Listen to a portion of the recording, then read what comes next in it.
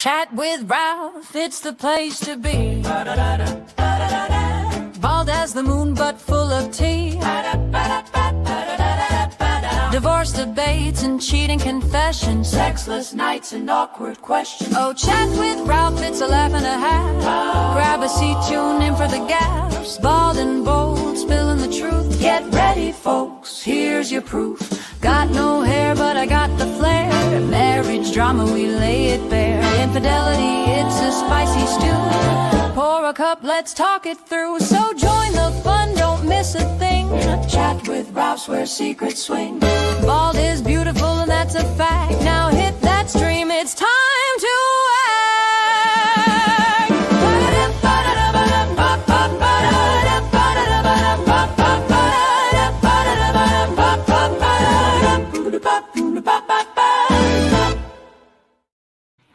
That never gets old. That's my AI-generated intro music that I made, and I just laugh like a silly girl every time I play it. It's hilarious. How are you guys doing today? I hope you're doing well. It's your boy Rafaelito back once again for another live. It's been a little while since I've done one of these. Find myself saying that a lot. I need to do these more often, but lots going on. Last week was my 50th birthday. Yay me. And this week was Thanksgiving, so a lot going on. Busy with family, friends, all that good stuff. Did a little surprise getaway with the wifey in Austin, Texas last week. That was a lot of fun. Went to a concert. We saw Queens of the Stone Age and went to the what's that called? The Mothership Comedy Club there, Joe Rogan's comedy club in Austin. Had some good food, just all kinds of fun times with the wifey there. So good to be back with you fine folks. For those that don't know who the hell I am, my name is Ralph. I wish it was something cooler. And I have been doing content under the name of Dad Starting Over for years now, well over a decade now. Started off as a blog, became a series of videos and articles and books. I've written 5 books. I'll talk about the 5th one, which just recently came out here shortly. And we created a larger community organization, rather, called Help for Men, as the little sign there next to my bald head says. You can learn more at helpformen.com. And we have a private support community just for men. Pardon me, a little gassy today, under Help for Men, called The Brotherhood. And you can learn more at helpformen.com/join. It is just for men. And guys that get in there, what we do is we have private discussion forums. We have live Zoom meetings. We have all 5 of my books at no charge, including a book by Coach Austin, who is on our team. Speaking of coaching, we have one-on-one coaching that is available. If you're a member of the group, it is way, way cheaper than if you're just average Joe off the street. In addition to that, we have courses, some of which are free, some of which are a lot cheaper. Big discount, again, for members. What else we got going on? We get together in person. We have annual conferences in the U.S. as well as in Australia. In our annual conference, we call them BroFest, and the next BroFest is coming up March 27, 28 in Louisville, Kentucky, and you can learn more at brofest2026.com. Check it out, brofest2026.com. Myself, Dr. Robert Glover, author of No More Mr. Nice Guy, will be there. Lauren, the Dadvocate. A lot of you are fans of Lauren. Lauren has a big social media presence. She will be there with us. Adam Nissenson, what's his brand? The Betrayal Shrink. So he talks to guys that have gone through betrayal, like being cheated on. He also is a specialist in sex addiction. So check it out. I had a giant boost of guys that were viewing me there for a second, and then it all just went away. I don't know what I said. Probably selling stuff too much. Sorry, guys, but all the shit you see behind me doesn't pay for itself. So check it out, brofest2026.com, as well as our group, The Brotherhood, helpformen.com/join. I see a lot of guys that join these lives, and thank you guys for joining me here today. I'll get to the comments here in a bit. We have a lot of gentlemen that I see in the comments in my videos. Guys that email me on a regular basis, message me on Facebook seems to be the main place that a lot of people message me. I see a lot of the same messages from guys, a lot of the same names coming up over and over again. Gentlemen, if you are one of those guys, you probably need more men in your life. Guys that you can bounce ideas off of, guys that you can talk to on a regular basis, comparing notes, guys that you can open up to, that you feel safe opening up to. It's ironic. A lot of women don't know this, but a lot of men feel completely unsafe opening up to women in their life. Why is that? Because we naturally think of women as being more empathetic, more loving, caring, sweeter than the typical dudes in our life. A lot of guys experience bullying by men in their life and so forth. Well, what a lot of men tell me, a lot of the, well, thank you, Mr. XD Fuzzy Burn. He says you donated $10. Well, thank you so very much. I appreciate that. It means a lot to me. Thank you. That's for the guys in YouTube. You are able to give a donation, but thank you. I appreciate that. But for a lot, back to what I was saying, we have a lot of guys that tell me that they have been in relationships with women in the past and have been hurt by said women. And when you get down to when did the hurt occur, so to speak, by the man's estimation, it was when he opened up and he was vulnerable to the woman. So he may say, listen to some past trauma that I have, or he may get a little weepy because he had a bad day at work or whatever it may be.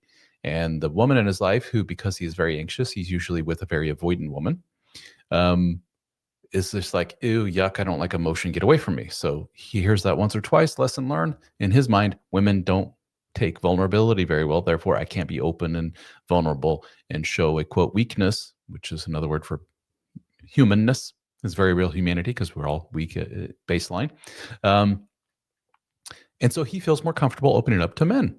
So that's why we have fraternal organizations. That's why we have all these men's groups like our own. And there's the link at the bottom there. You can see helpformen.com/join, helpformen.com/join. I don't know what that means. It's me, Soturo Gojo. I don't understand that. I don't know what any of that means. So I'm not going to read it out loud because I don't know. Yeah. Anywho. And then Jack here says in the comments, we were also betrayed by our mothers, aunts, grandmothers, etc. Sure. Yeah. Some of you have bad experiences with women in your life. Maybe your particular flavor of dysfunction in your family is such that all the women in your life are kind of toxic in nature. You know, when I think back on my own extended family, that sounds familiar. So we just, for whatever reason, learn maybe it's safer to open up to men, especially like-minded men who gather together solely for the purpose of talking about this kind of stuff. And this kind of stuff, by that I mean relationship-oriented stuff. You may be talking about infidelity. You may be talking about the old dead bedroom thing. You may be talking about, just the difficulties of dating or the difficulties of maintaining a long-term monogamous relationship with a woman. All these things.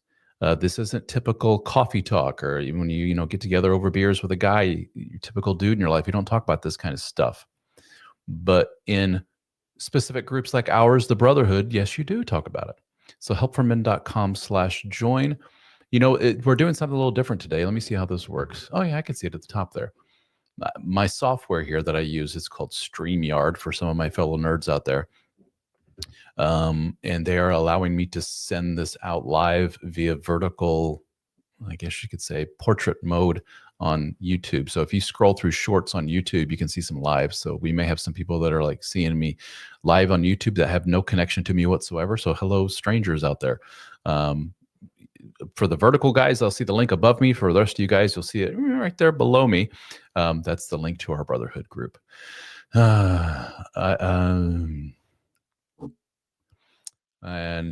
got, here we go. We got from Facebook, SHAN commenting on, and yes, I was going to get to this, Mr. SHAN.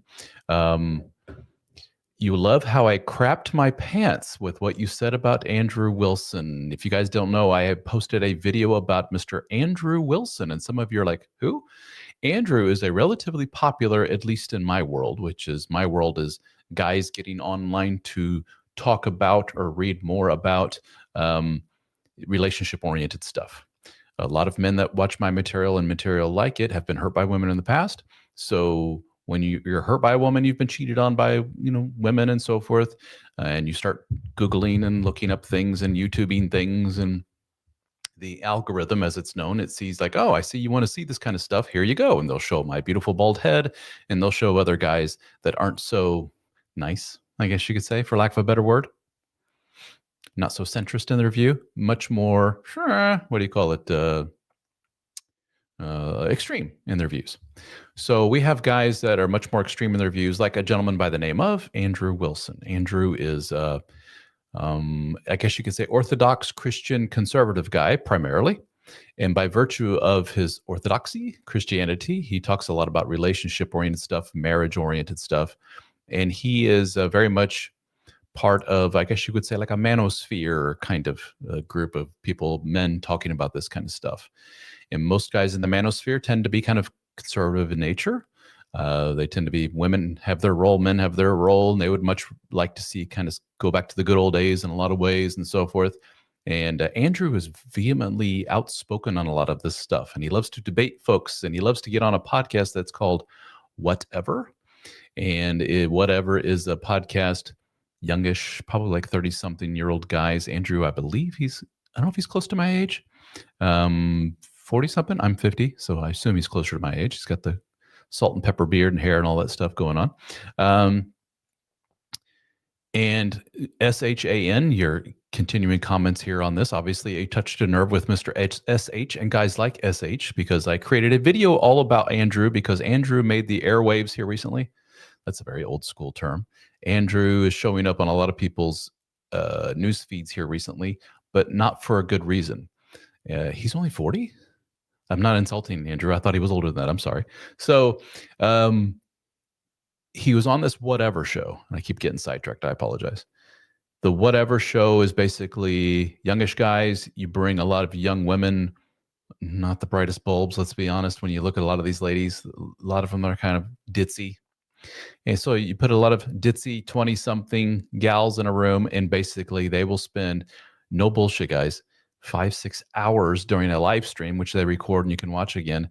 Basically, picture all guys on one side of the room and girls on the other side, and all the guys are kind of looking at each other like, can you believe these dummies? That's the tone for a good 5 or 6 hours. To me, sorry guys, I know it's subjective, not the most entertaining thing in the world. I sit and try to watch it for a good 5-10 minutes, and I'm like, this goes on for 5 or 6 hours, seriously? Andrew's often on that show, and he'll get very frustrated as a conservative dude on the other side going, dumb women, can you believe them? And he loses his top often. Now, back to Mr. What are you talking about? SH, there he is. And then we have another one that got pissed off here. He was good, and then he left. Mr. Dragon? Dragon? Whatever. But anywho, so Andrew goes on this Whatever podcast. He'll often do the one-on-one debates with somebody. He'll get very angry. He talks a lot about politics, which I detest politics. I don't want to get into that. And but he had a gal on there here recently who is he called her the D word for lesbian, which I'm not going to repeat because I don't roll that way. Sorry guys, if you're into that, whatever. But he used some derogatory terms and referred to her as being a lesbian and so forth. So I assume she is gay. Somebody in the comments said she's not. So what a weird thing to say to somebody who's not. But anyway, they were going back and forth, and he was getting so frustrated with her. And he said that, no matter what I say, I'm never going to convince you. And she's like, nope, you sure won't. And he's like, I think it's because you're just stupid. You're just a stupid person. Not a nice thing to say. And so she's like, oh yeah, watch this. And she pulled out of her back pocket a little bit of information about Andrew that, in my mind, he should have listened to her and said, yeah, so I don't understand where you're going with this. But instead, Andrew freaking blew up, and he just laid into this woman, called her every name in the book and this and that, you stupid. And she was just like, oh God. And then Brian, the host in the background, he's like, oh God. It was so visceral that it went, I guess, viral on the internet. So I had to create a video out of it to capitalize on the popularity of it. There you go. So I normally don't talk about that kind of stuff, but it was interesting because the reason I brought it up, let me get rid of this little banner here. The reason I brought it up was because it's somewhat correlated with some of my content that I've been putting out here recently, and a book that I've been putting out here recently. Watch this. The book is called Rebuild, The Complete Guide to Starting Over as a Man. And I'm bringing it up because in this book, I talk about values in your identity as a man and how that is the foundation and the building blocks of everything. So we have guys that are like dating, let's say, and they're like, oh, all these girls that I'm meeting, they all say this and that. And it's like, it doesn't mean dick if you're a guy who has a strong sense of identity and a strong sense of values, because when you're and a sense of abundance when in life, including romance. So when you're dating a woman, for example, and she says something that's really against your values, you're just like, oh, we're not a good match. Shake hands. It was a pleasure meeting you, and you go about your business. But if you're on shaky ground with the foundation of who it is you are and your identity and your sense of values, all these little things in your life just really rub you the wrong freaking way. So you're with a girl and you're on a date and she's just amazing and she's beautiful and she says something that goes against your values politically, socially. Maybe you're not a drinker and she's suddenly getting a little tipsy at dinner or whatever. You just say, hey, it was nice meeting you. Instead of getting so pissed that she's going against your values, but you give her another chance and you go on a second and third and 10th date and she's still not up to your values and you're blowing your top and you get on the internet and you go, can you believe all these dumb broads? If you have a strong sense of who you are, that kind of stuff doesn't matter. So back to Andrew. Andrew's on this whatever show, podcast. He's debating the, I presume, younger gal. And she says, Andrew, your wife, in her words, and she used these words on purpose to get under Andrew's skin, has 3 baby daddies, which is another way of saying she has 3 different men in her life. I think Andrew was one of them.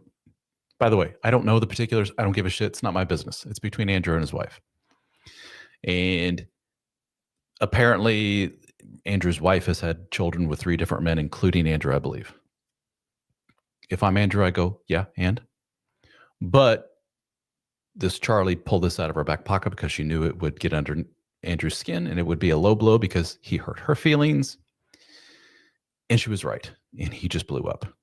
Which shows what? Psych 101, guys. Don't take my word for it. Ask anybody who's dealt with human beings, psychology, psychiatry, therapists, whatever it may be. If you go to someone and go, oh yeah, Ralph, well, you're bald. And if I blow my top and I start throwing shit around the room, like, oh, Ralph really is bothered by his baldness. I hit below the belt. Ralph doesn't take kindly to this. Versus me going, yeah, no shit, dummy. Your eyes work. I'm bald. Like, I've been that way for years now. I don't know what to tell you. 20 years this way. What can I tell you? I've gotten used to it by now. So,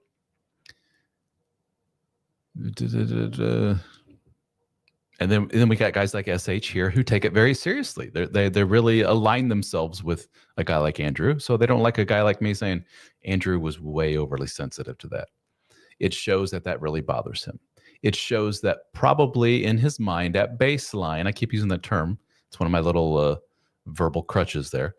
At baseline, maybe he's bothered a little bit by that. Like, yeah, my wife did have 2 previous relationships. I don't know what the particulars are. I assume married. I don't know. And she has 2 different kids.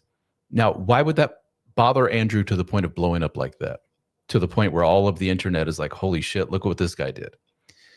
Is he being a hypocrite with that? Case can be made. Yeah, that's the point that Charlie was making. Dude, you're a bit of a hypocrite. Why? Andrew has had some, Andrew and the Whatever podcast and other podcasts like Andrew. It's not him in particular, so maybe it's not fair, but he has kind of aligned himself with a certain genre of people. One of the mainstays, one of the staple points made in his world and in the world in general is one of single mothers are the bane of our existence, basically. That if you want to have a bunch of children that turn out poorly, just have them raised by a single mom. If you want to introduce your world and make your world chaotic, and what these men say is, then you date a single mom. If you know what's good for you, you will steer away from them. And I did a little bit of Googling, a little bit of YouTube searching, and I found Andrew saying exactly that. In his defense, though, he has brought up his stepfatherness a couple times that I saw in some videos. But I don't know if the cognitive dissonance or what it is, but he hasn't properly addressed, like, how can we balance you are one hand saying that what your wife was back then, apparently once, twice, as a single mother, twice, meaning she had children by 2 different men in previous relationships. Was she toxic then and toxic then again? And then you met her and you detoxified her with your manliness? How does that work exactly? He needs to kind of address that, I guess, and address it in a calm, manly, adult way, not in a way where you blow your top, throw fit, call the woman derogatory bigoted terms that going against her sexuality. I don't even know if she is a gay woman or whatever it may be, but I'm the type that I don't care.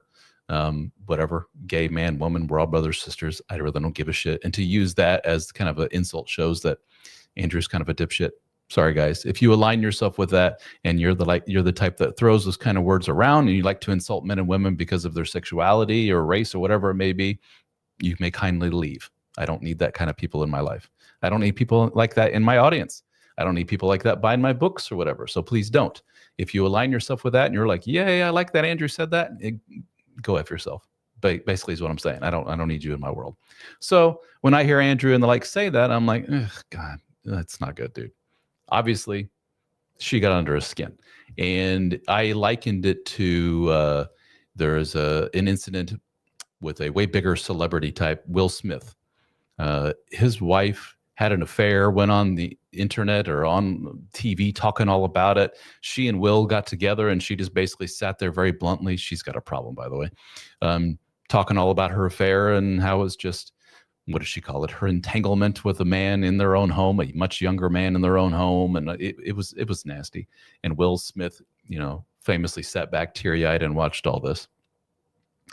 And the whole of the internet basically saw Will Smith being belittled like that by his wife and made fun of him for it and drug him over the coals. And that picture of him being weepy became viral. There's old weepy Will Smith as his wife's talking about, yeah, so I screwed a guy in her house and all this other stuff. Later, here comes Chris Rock in the Oscar ceremony making a little joke about his Will Smith's wife's baldness, ironically. And Will Smith got up, got out of his chair, walked over to Chris Rock on live television for the whole world to see and smacked the shit out of him. Instead of like, dude, ease up on the wife stuff. Instead of saying like, don't do that, dude. And he blew his top. And everyone basically at that point said, yep, Will Smith's over. He's done. He showed us that he's a little baby. He can't control his violent temper and all this other stuff. That's kind of Andrew's little moment like this. Flames says he has seen me on the sex offenders list. You know how to respond to that? Why exactly? Did your wife ever tell you you are stupid, just like your father? Okay, I don't know what that means either. Okay, SH, you're in the hospital and your liver is failing. And so, SH, you obviously got some stuff going on too. I'm sorry to hear that, brother. I hope you get better. Even with all the negativity you're posting here, obviously you're going through something, much like Andrew's going through something. I'm sorry, that was a little bit of a jab. But it sounds like you're going through liver failure. So I'm sorry to hear that. You are jaundiced, my friend. So if you're drinking, it's time to stop doing that. If you're taking something, your liver's saying no more. I'm not a doctor. I don't know why I'm going down this road, but I wish you all the best, brother. Jack Lumen said you dated a few single moms before you got married nearly 27 years ago. My experiences were poor, and my wife understands that. Sometimes she understood it better than I did. Okay, all right. I can see that I'm hitting a whole new audience here because the comments are lighting up from YouTube. Welcome, everybody. Thank you so much. Appreciate it. Oh, I'm sorry to hear that, brother. So you have cancer. Oof. Wish you all the best. All of us send our healing vibes to SH. There's your healing vibes. Hope you get better, brother. Cancer sucks. I've lost some good people to it, and I've known some people who have recovered beautifully from it. So let me all right, how do I do this? Okay, anybody else? So with that aside, let's get the Andrew Wilson stuff out of the way, shall we? But anywho, that's just the viral topic du jour, and that's why I spoke on that. So does anybody else have anything else to talk about? My book, Rebuild. This book, for the first time ever, I finally have a book that has outsold my most popular book, The Dead Bedroom Fix, which is about sex and marriage. So this book, Rebuild, is outselling The Dead Bedroom Fix. Holy shit, finally. So let me bring up the little address for that one here. You can learn more about it at readrebuild.com. That jumps you to our Help for Men website. Or you can look for this, Rebuild, on Amazon. You can get this in paperback, which is what this is. I also have a hardcover copy. I don't have a copy of it here. I've ordered some for myself. And the ebook or Kindle versions also on Amazon, or you can download a PDF copy of this book from our website. Audiobook. I know a lot of you are asking about that. Audio is coming up, pardon me, soon on Audible, Apple, all these websites. Spotify. If you're a Spotify Premium member, you'll be able to download it there. All my other books are available on Spotify Premium, Audible, all the rest. But this one, Rebuild, is available in audiobook format for our members of the Brotherhood. Guys, helpformen.com/join. You can get this now in audiobook format, as well as all my other books in audio format, as well as PDF format at no charge to you if you are a member of the Brotherhood. But for the rest of you, you got to wait. I'm sorry, I don't know when it'll be available on retail. I've already submitted it. It sometimes takes like 3-4 weeks for it to show up. It's all on them. They got to decide how much to charge for it, and they got to do all their stuff, and it takes forever for Audible and those guys. So I'm trying, guys. It'll be out there soon.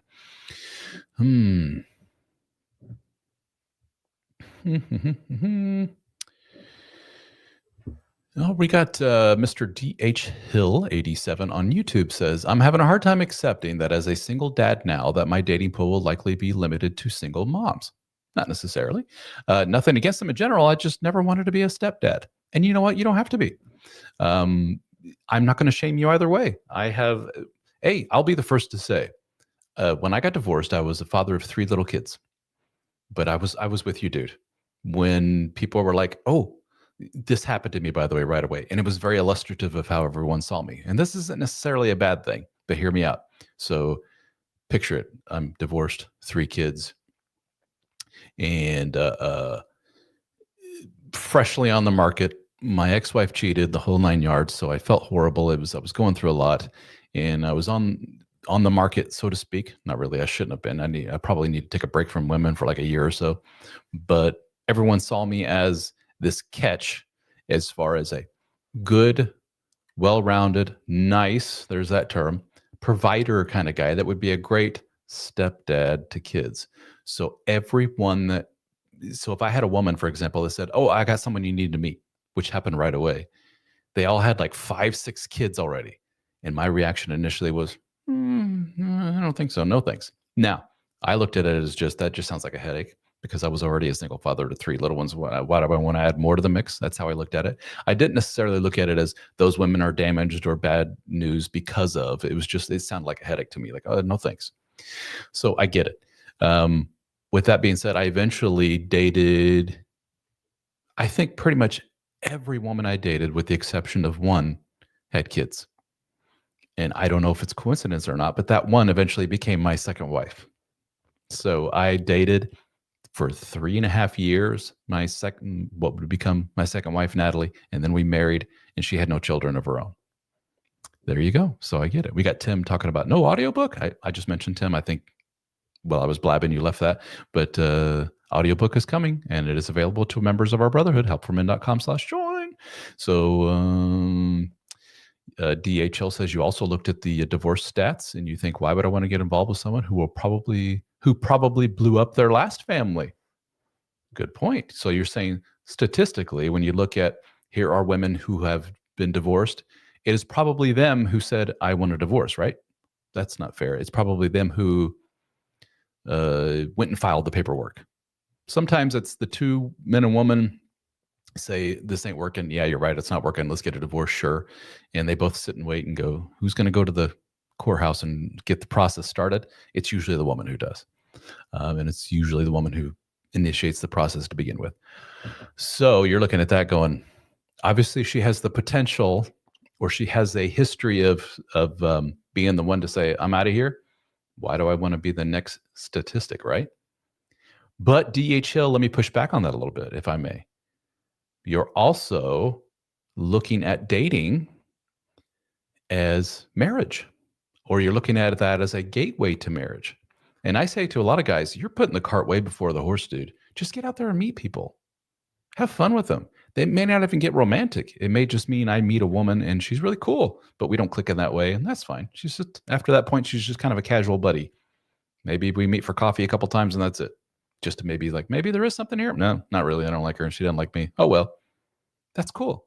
But a lot of guys approach the dating world as potential lifetime mates, which there's some validity to. Some people call that like dating with intention.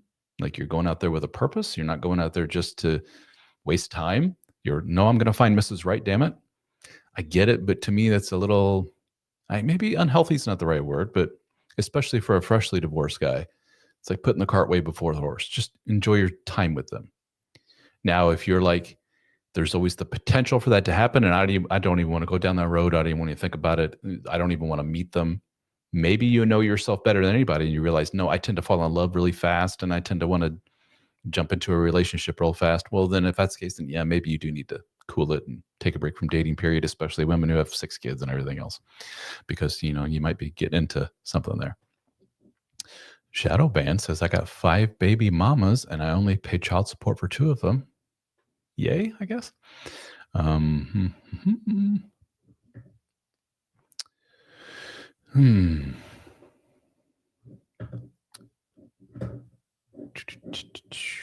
Yeah, so it's not a judgment; it's his preference. Exactly.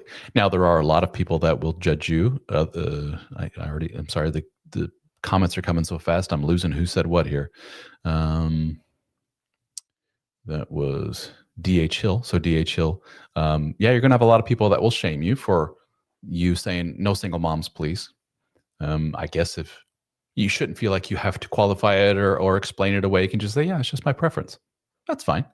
There are plenty of women. I think women probably get more of more leeway when they're the ones to say, I'm just not interested in single dads right now. A lot of people will say, yeah, good for you, sister, whatever. But when a man says it, yeah, it carries more weight, doesn't it?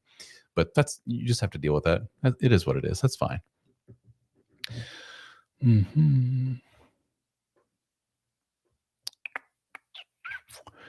And then, like, for example, Carla here. Miss Carla says, Carla's a regular follower and commenter on my material. Hello, Miss Carla. She says, he doesn't want to be a stepdad.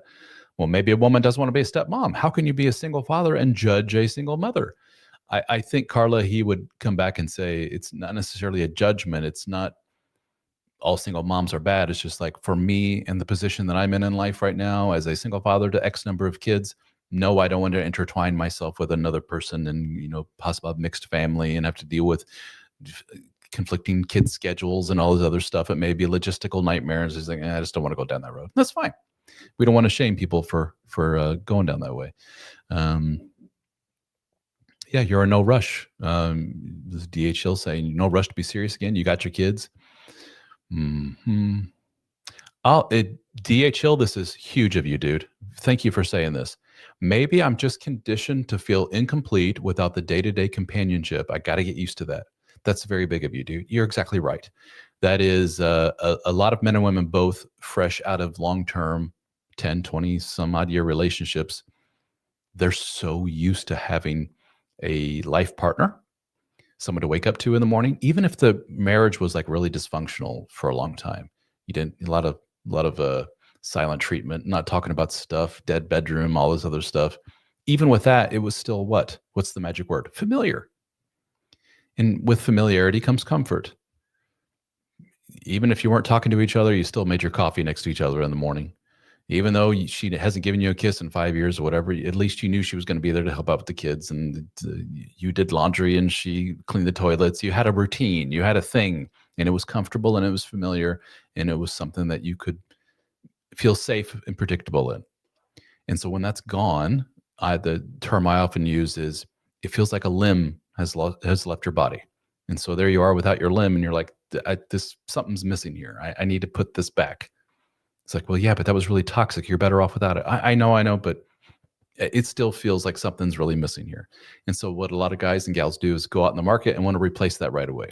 And so they meet somebody, they fall in love really quickly, and they're like, maybe we should move in together. Yes, we should move in together. And everybody around them is like, dude, no, it's way too soon. He's like, no, you don't understand. She's perfect. This is great. This awesome about her. That's awesome about her. We're 2 peas in a pod, soulmates. And like, oh shit, here we go. And then sure enough, what I was going to say, like a year later, it usually doesn't even take that long. All hell breaks loose, chaos. And you realize they were just trying to heal a wound. They were trying to fill a void. No pun intended. Trying to complete themselves, validate themselves. They don't love themselves all that much. They don't have a sense of identity and who they are. Maybe they should have read this book, Rebuild, The Complete Guide to Starting Over as a Man.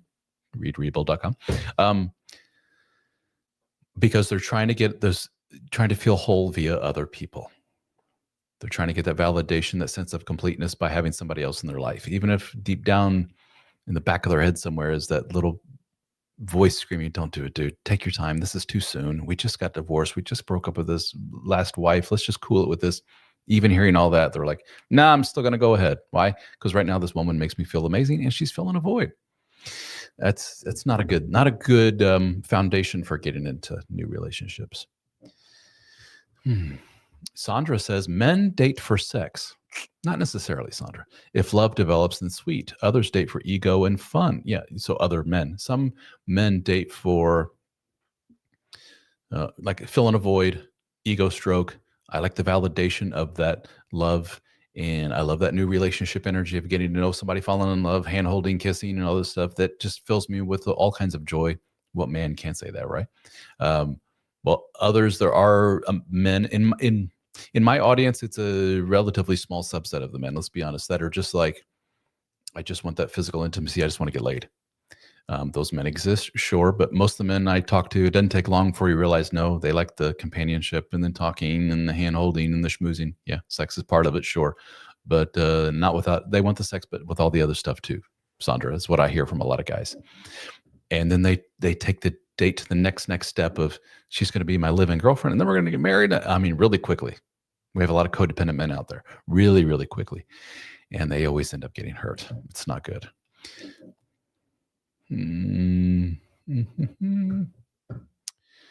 Very good, guys. Anything else here, ladies and germs? I'm trying to think if there's anything else. I have been, sorry, I keep hitting the microphone. I don't know if that's coming across in the sound there. I've been on a lot of podcasts here recently. Getting a lot of attention and getting a lot of invites to be guests on podcasts. So guys, if you're a podcast host, keep them coming. But I did 3 or 4 this week, and I got more coming up next week. December's already all booked up with podcast interviews. I did, what are some ones here recently? Dangerous Man podcast. I just did one called Optimal Life with Nate Haber. Trying to remember some of the other ones I've been on. They're escaping me right now. But if you are following me on Facebook or YouTube, I typically post the links once they're posted. It's frustrating, but often when I do these podcast interviews, they don't post for like months later. I got one I just did yesterday, and he said it will be posted in June next year. I'm like, dude, okay. So versus I did one today and it was actually posted today, the Optimal Life one. So that's cool. So guys, if you see me posting those links, go check them out, listen to them, watch them on YouTube, whatever they are, give them a follow. And if you could leave them a review, that would be a big help. That's your way of saying, thanks for helping support Ralph, help for men, dad starting over.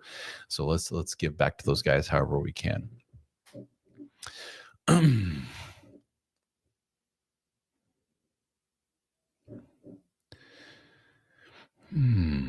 Ralph, will you speak on how health issues and illness can impact our relationships, even challenge our rebuild efforts, says Mr. Jack. You know, Jack and others, you don't really appreciate, do you, the impact of how health impacts everything until you are hit with it or your loved one is hit with it. We have a lot of us that are getting older up there. Hey, I just turned 50. Guys, prepare yourself. A lot of my material is going to talk about getting old from here on out. When you hit 50, all of a sudden, it just, you realize you got more years behind you than you do ahead of you. And then the old health concerns happen. The thing I often talk about, I've been a very physical workout type of dude for years. So my body's finally said, here you go. And it's got the bad shoulder and the bad knees and the elbow acts up every now and then. And that's minor league stuff. The major league stuff is, dude, now you have heart disease. I don't, knock on wood. Or now you can need a hip replaced, or even for our lady friends out there, now you're going through menopause. Now that means you have a higher risk of osteoporosis, heart disease, anxiety, depression, and your libido, which was minimal, is now nothing. And your husband's pissed off because you don't want anything to do with them anymore. And now you have far less lovey schmoozy feelings. And now you have far more pissed off, angry, almost like a angry old dude feelings, these women say. And so this is called aging. And it sucks for many of us. And so we fight like hell against it. And we go to the gym, eat right, pop the pills, do whatever we can to try and keep it at bay as much as possible, right? but sometimes we can't help it. And sometimes it's like our poor buddy up there who mentioned Mr. DH or whatever. They give you the big old C, the old cancer word, and you're like, that changes everything, doesn't it? Now you're going in for treatments. Now your fingers crossed you survive, and all those things. That puts a whole different spin on everything. And yes, that is very impactful on relationships. And some of us, unfortunately, men and women alike, this isn't something that is limited to what women do by any means, but some of us realize that once we have that real sense of weakness, vulnerability, mortality, now that we're facing our mortality, now we're not sure if we're going to survive this. Now we see like years of treatment, or now we're bedridden, whatever it may be. We look over at our partner and we realize just what they're made of as far as long-term commitment is concerned. And for some of us, it ain't pretty. For some of us, our partner shows their true colors, and you're like, oh, maybe they're not cut out for this. Now, like what Mr. DH is saying here, he says, I can speak on that. My wife's affair started when I was struggling with a heart condition. We hear this often, men and women alike. You were in and out of the ER, seeing cardiologists. It really sucked. It was the ultimate betrayal. So what that shows is that she has, and there are a lot of women who can attest to this too. I'm not trying to belittle your experience here, but I'm just pointing out that men and women say this. In fact, there are some women, if you talk to nurses and doctors and so forth, there's no stats to back this up, by the way. This has been a kind of a disputed thing, but they will say it's not unheard of for woman to be in hospital, breast cancer, whatever it may be, and for her husband to go bye-bye. And we have guys like DH here who are saying, yeah, I can attest to that. I had a heart condition and my wife went and screwed somebody else. Those kind of life things, which is what a stressor.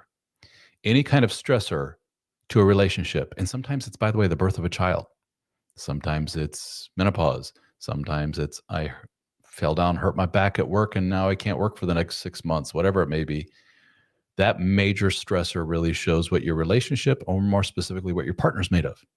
And sometimes it ain't good. And sometimes it's, see you later, dude. This is too much for me. Or see you later, dude. I need to find a replacement real quick, which is DH, basically what your spouse did there. They were like, major stressor. I feel very insecure. What if this guy dies on me? What if he can't help protect me and pay for the kids anymore? Must find replacement. Sucks. But that's what happened. And you realize, oh, my partner, as far as the fidelity, as far as commitment is concerned, is a real piece of shit. This sucks. You know what, though, DH and others, what I have seen 10 out of 10 times is that's kind of the wake-up call. It's kind of the pulls the curtain back and you see the real them. But what you realize with some hindsight, when you look back at the relationship, you're like, yeah, this ain't the first time. I saw this back then. We had this one moment, and yeah, she didn't take that well either.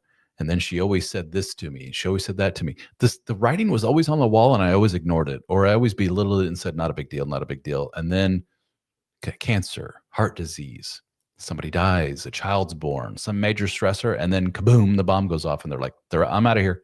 And you're like, what the hell? But then with hindsight, you look back and go, yeah, I should have saw this coming. Been there, done that, guys.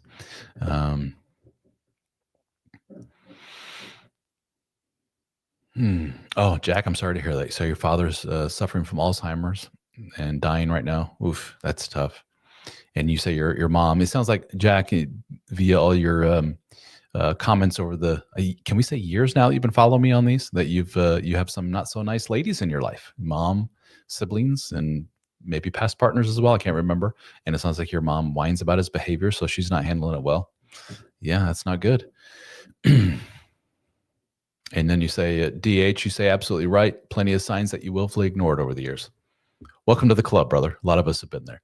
And you have to kind of take inventory of yourself and go, what is it about me that causes me to look past these very glaringly, obviously bad things? Why do I hang on to people that aren't right for me? Why? Because you can see where it gets you. In the end, you're all like, damn, this sucks. Here I am, and she left me. I saw it coming. I kept ignoring. Why do I keep ignoring? And the reason you look at that kind of stuff and take inventory of yourself is so that you can rebuild. How's that for a segue? You can rebuild into something better. Because if you don't do this work, let me bring up the banner. Where is it? Readrebuild.com. If you don't do this work, The foundational stuff of rebuilding from the ground up the right way, you know what happens, DH and others that don't go through that process? You end up doing it all over again. I'm telling you, man, I've seen it a million times. You're like, no, you don't understand. This girl's totally different. This one's way better. She's night and day different from my ex. And then years down the line, you go, fuck, I did it again. Sorry, language. Here we go. I didn't address this. I overlooked this thing. I overlooked that thing. It may not be the exact same thing as what your ex did, your new partner, but it's a different flavor of thing, whatever that thing may be. And it ends up biting in the ass because you're Mr. Pushover, Mr. Nice Guy. You look past things, whatever it may be. Oof, got to work on that stuff. And DH says, you're halfway through the book already. Awesome. Thank you so very much. There it is. I got a glare there from the light. There, that's better. The complete guide to starting over as a man. Will it focus if I do this? Come on now. No?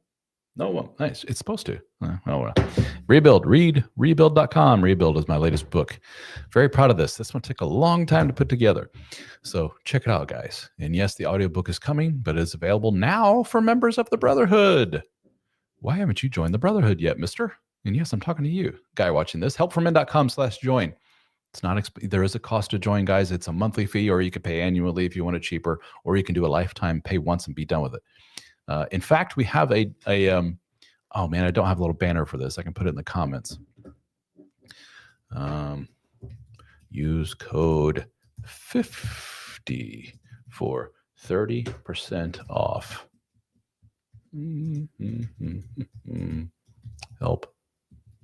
Help for men.com/join. So if you go to join us on the Brotherhood and use code 50, which is in honor of my 50th birthday, it was good all this month. If you missed it, you'll get 30% off joining the Brotherhood. That goes for all those plans, the monthly or the annual or the lifetime deal. All get you the same type of benefits. We're not giving like more benefits for more money or anything like that. But again, to list the benefits of joining the group, all my books at no charge, no additional charge on top of your $27 a month fee or $270 a year or whatever it is for lifetime. I never remember. 30% off those, by the way. Those figures that I just gave you, take 30% off if you use code 50 at checkout. We have private forums. Us men talk about this kind of stuff all day, every day. Nobody else can see what you're saying. No women in the group. And then we have live Zoom meetings that I and others host every week. We have over 1,300 hours of meetings that have been recorded, and we have them available in a podcast format, if you will. You can listen to from your phone or from the website. You'll never run out of stuff to listen to. So all my books, the meetings, 1,000+ hours of audio for you to listen to, courses, coaching, we get together in person, all kinds of good stuff, guys. Check it out. The Brotherhood, helpformen.com/join. Y'all need to be in there. That's my one and only y'all for the day. All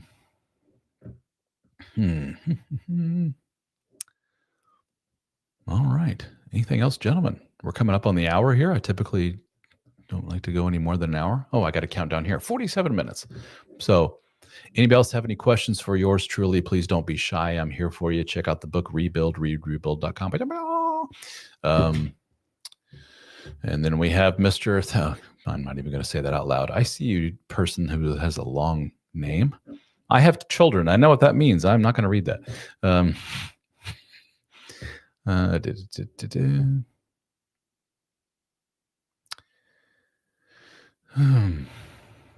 Okay, well, Alan, I don't necessarily think the average man would want to pay for sex.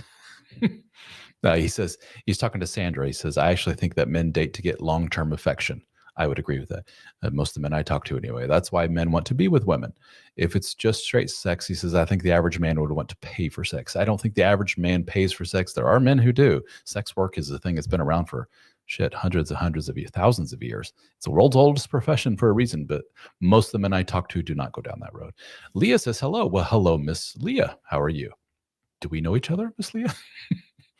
Every now and then I get a, hey, Ralph. I'm like, do I know you? Benjamin says, this makes lots of sense. Well, thank you, Benjamin. I don't know what this is, but maybe all of what I've been blabbing about for the last 49 minutes. But thank you, Mr. Benjamin. Thank you for joining us today. Check out the Brotherhood, private group for men only. Would love to have you. Anything else, ladies and germs? I'm all yours. Let's hear it. I always feel like a bit of a schmuck when I get on here. Like, please ask me questions. Ask the master. It's like, no, I'm just a hangout, guys. Let's talk about whatever. I don't know what you're saying here, mister. I'm going to go to ban user and delete comments because somebody was getting a little weird there. We got a lot of weirdos on the internet. The more popular I get, the more I realize there's some disturbed individuals out there. And, if that rocks your boat, dude, but I don't want you in my house with all that. Somebody was talking about, I'm not even going to say it out loud. Has no bearing on anything we're talking about here. But thank you, all you normal people, for joining me today. Maybe normal's too strong of a word. I don't even know if I fall under that category. Thank you, all you non-toxic individuals, for joining me today. I do appreciate it.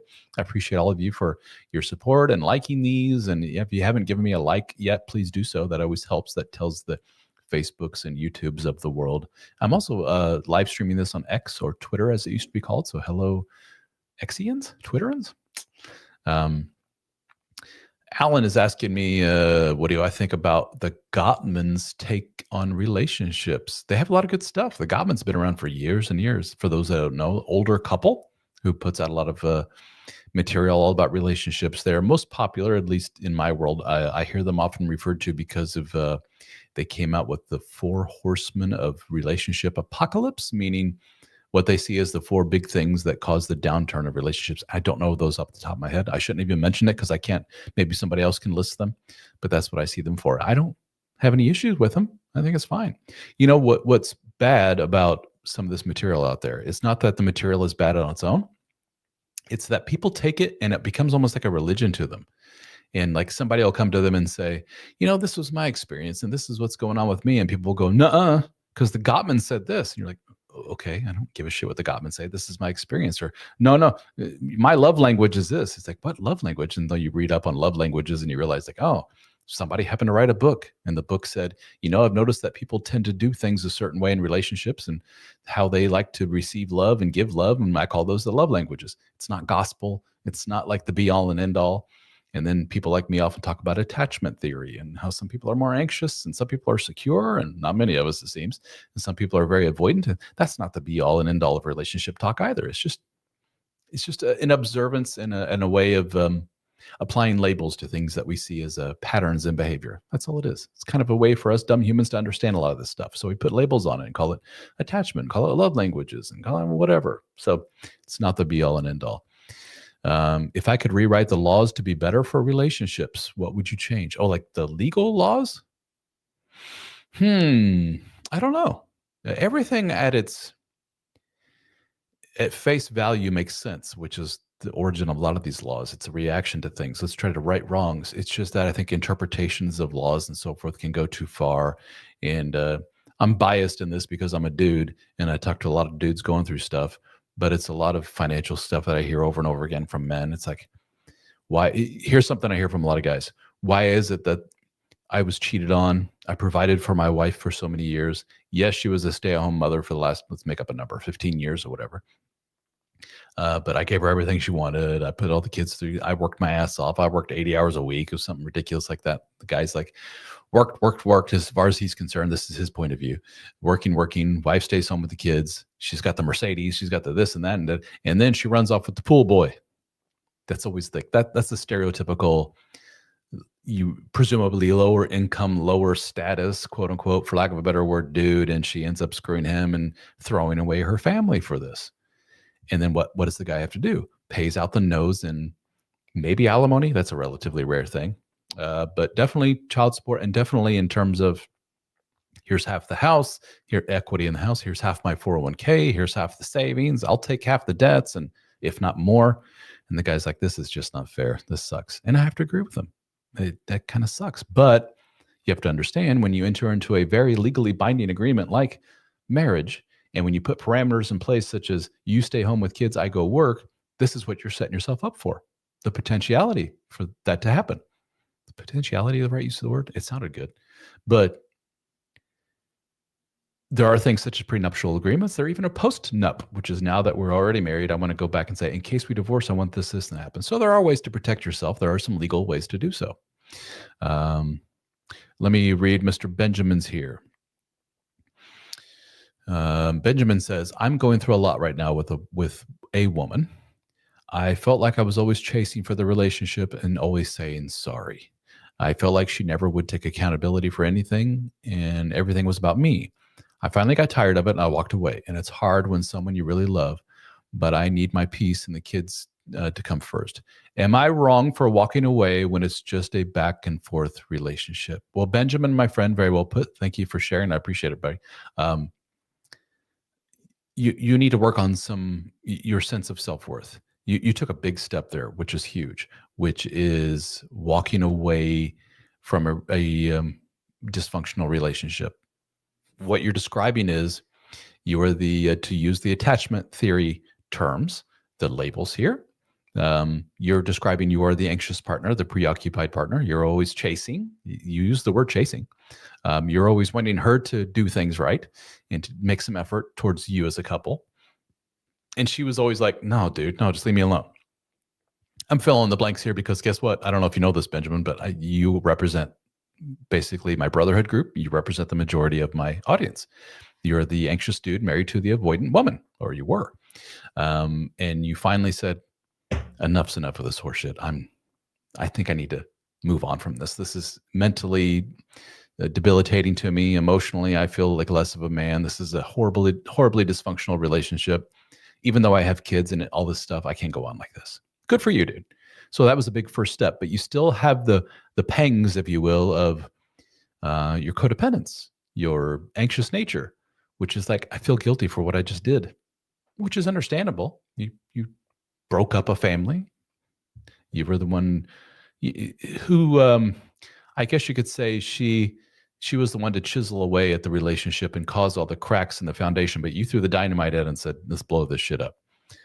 And I and others listening to your story, we don't know the full story. We don't know her side of the story. We're just taking yours at face value. But if what you say is the typical anxious person with the avoidant person, there's really not much you can do. It takes them saying, yeah, you're right. I got problems. I have problems with vulnerability and opening up to my partner. I do these things to keep people at distance. I need to work on me. I need to work on us. But with your a typical avoidant man or woman, that's very, very rare. That's what a lot of anxious people learn. And what it takes often is you to walk away. And that's going to come with a lot of feelings. And it's okay to feel those feelings, dude. It's okay. What you need to learn is the act of soothing yourself, learning how to cope, learning how to adjust, and learning how to, the words escaping me right now. You can learn more about all this in my book, Rebuild, The Complete Guide to Starting Over as a Man. You need to rebuild, my friend. You need to start from the foundation and work your way up. Because if you don't work on this sense of trying to always fix, taking on, feeling guilty for having feelings, feeling guilty, feeling shame for feeling love towards a person, not getting it reciprocated and feeling more shame. If you don't fix those issues, you're going to keep doing this to yourself again and again. And what you learn is that it's not just romantic relationships. This permeates all relationships in your life, whether it's professional, friends, whatever. If you don't fix that, you're going to keep doing this shit over and over and over again. So therapy is a huge thing, as well as books like mine, Rebuild, The Complete Guide to Starting Over as a Man. Check out readrebuild.com. Let me put that little banner up here. I wrote this book for a reason, guys. I went through this whole process myself. That's what this is. And this comes from years and years of talking to men, writing 4 other books, having meetings with men, one-on-one coaching sessions with men, talking to guys every day in my social media accounts and people direct messaging me. This is taking little nuggets of wisdom from all of these things and putting it in a book. Yeah, friend.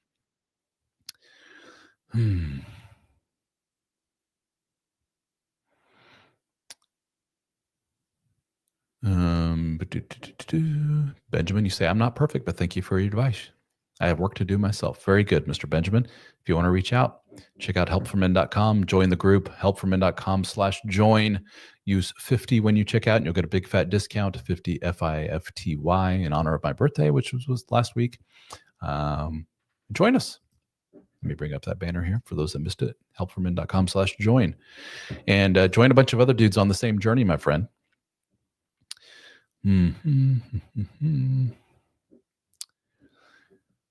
Mr. Allen says, Allen from Facebook, why does it seem to me like the woman is the one that can make, let me get rid of this call, that can make or break the relationship more than the man?